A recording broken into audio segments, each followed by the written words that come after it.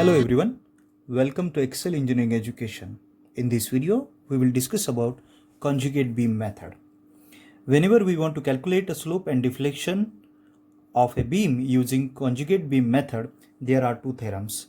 Our first theorem says that the rotation at a point in a beam is equal to the shear force in a conjugate beam. And the second theorem says that the deflection in a beam is equal to the bending moment in a conjugate beam. And here is the table which shows that original beam and its conjugate beam.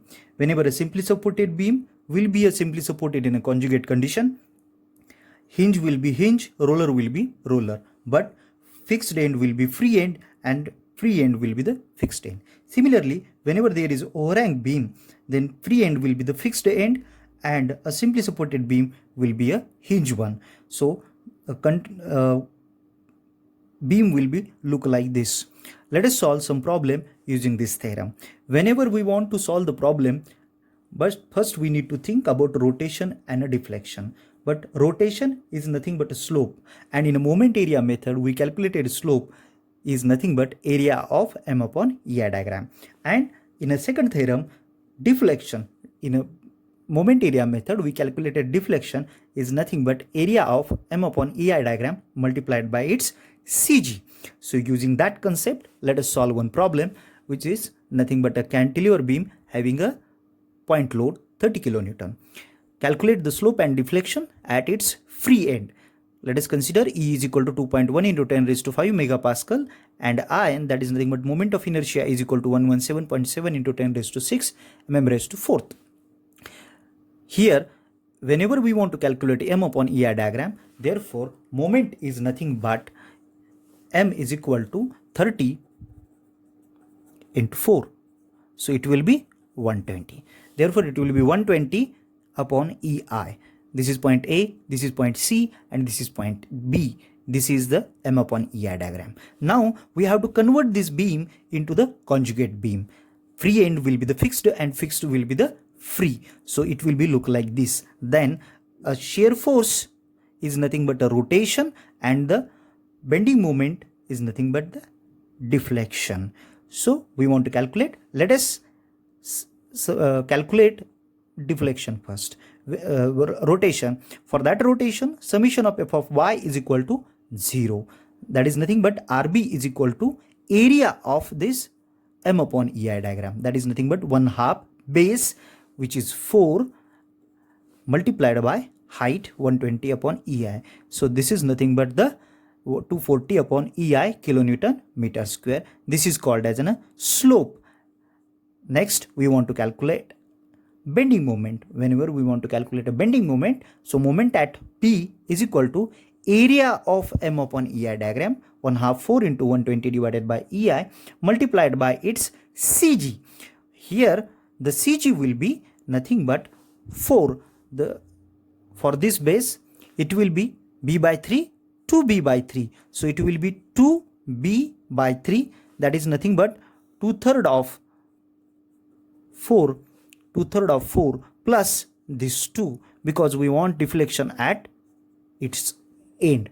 Therefore a moment is nothing but 1/2 base into height 120 divided by EI multiplied by 2 plus 2/3 of 4. When we solve it, we'll get answer. Moment at B is equal to 1120 divided by EI kilonewton meter square. This is nothing but deflection using beam conjugate method. So when we substitute the value of EI, E is equal to 2.1 into 10 raised to 5 megapascal and I is equal to 117.7 into 10 raised to 6 mm raised to 4th, we will get RB, that is nothing but a shear force, is equal to rotation, that is nothing but a slope, is equal to 0.556 degree, and MB is equal to deflection at B is equal to 45.312 mm. Let us solve another problem, which is a simply supported beam having centrally point load.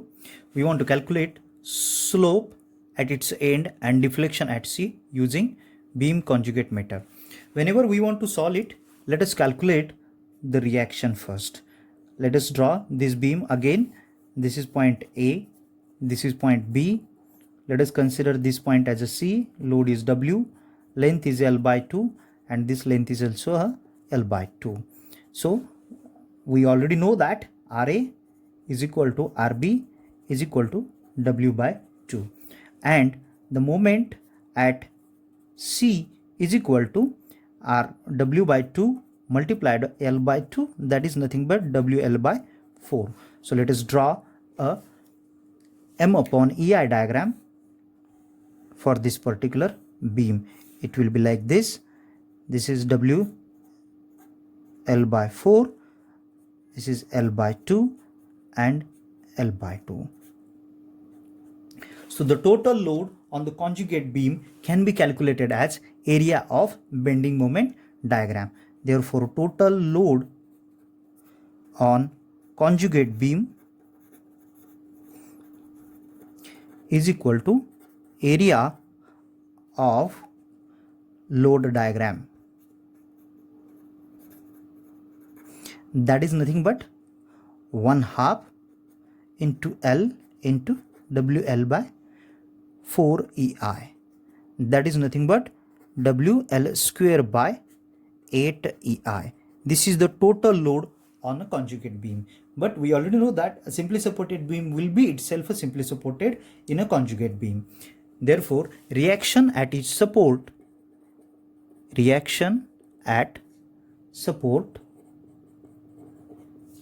is equal to 1/2 of WL square upon 8 EI.